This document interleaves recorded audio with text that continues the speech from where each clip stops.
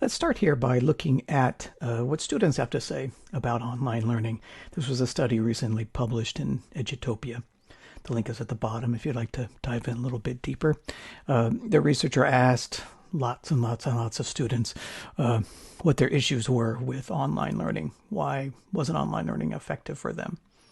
And they all said inconsistent pacing, that the instructor some days would speed things up, other days would slow things down. They didn't know what to expect going in from one lesson to the other. It was a roller coaster ride for them. So we need to have more consistency throughout our instruction and throughout our week. The next thing that they were confused about was the kind of unfamiliar structure, as you might imagine. That's what we're all going to be confused about too. Online learning is very different from learning in person. Online lessons design is very different from regular physical classroom lesson design. And so they struggled with that. And I think, especially at the middle school, we're going to have issues with that because not only are students going to be struggling with our particular subject matter content area, but then they're going to go someplace else for another teacher who's going to have a different structure. So the more we can work together, the better for our students. A next thing that was also an issue for our students was the lack of interactivity. That's been around as long as teaching's been around, of course, is that students are just lectured to, and we're not learning if we're just being constantly lectured to. Direct instruction has a place, but we need less of it in an online format and much more interactivity to keep our students engaged. And it goes for rigor too. Students that are ready to move on, do you have plans in there for them to be able to do that?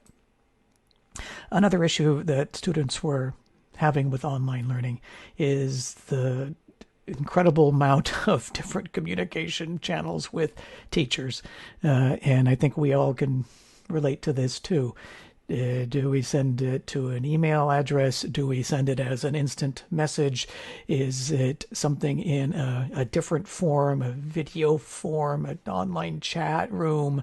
How do we communicate with our teachers, but how do we communicate with each other?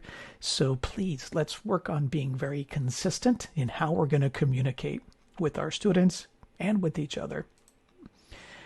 And another unfamiliarity here was with the instructional tools.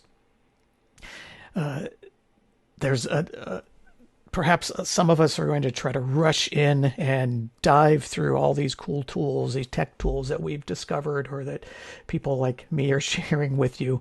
But we don't have to do that in a very quick way, not at all.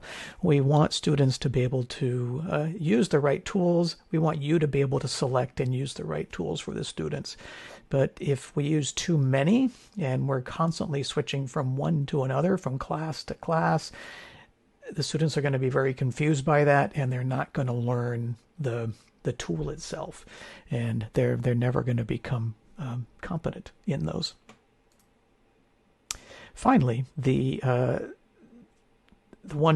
disadvantage they had was that to online learning for them was the asynchronous aspect. They felt that the way the teacher was approaching that, asynchronous meaning what goes on outside of this physical classroom, was lonely.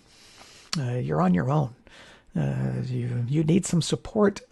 You need to be able to communicate your needs, but you also need to, as a teacher, to assign asynchronous learning that has true value for the student and that they're going to want to do.